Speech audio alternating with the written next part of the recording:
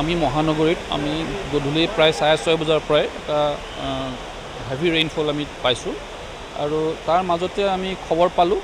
যে আমাৰ এই মালিগাঁও অঞ্চলত এটা মৰ্মান্তিক ঘটনা হৈছে আৰু আমি আহি পেলাই যিটো দেখিলোঁ আৰু আপুনি হয়তো দেখিছে সিফালে আপোনাৰ কেমেৰা পাৰ্চনে দেখুৱাব পাহাৰৰ পৰা যিটো ঢল নামি আহিছে তাৰ ফলত যিখিনি ইমানেই শক্তিশালী আছিলে এই ঢলবোৰ এতিয়াও দেখা পাই আছে কিছুমান ড্ৰেইনৰ কভাৰ খোল খাই গৈছে মানে ৱাশ্ব এৱে হৈ গৈছে আৰু হয়তো আমি যিখিনি প্ৰত্যক্ষদৰ্শীৰ ভাষ্য পাইছোঁ তেনেকুৱাতেই হয়তো হ'ব পাৰে মৰ্মান্তিক ঘটনা এটা হৈছে এগৰাকী মহিলা প্ৰায় 30 পৰা 35 বছৰ বয়সৰ মহিলাগৰাকী ইতিমধ্যে আমি ৰেস্কিউ অপাৰেশ্যন জিলা প্ৰশাসন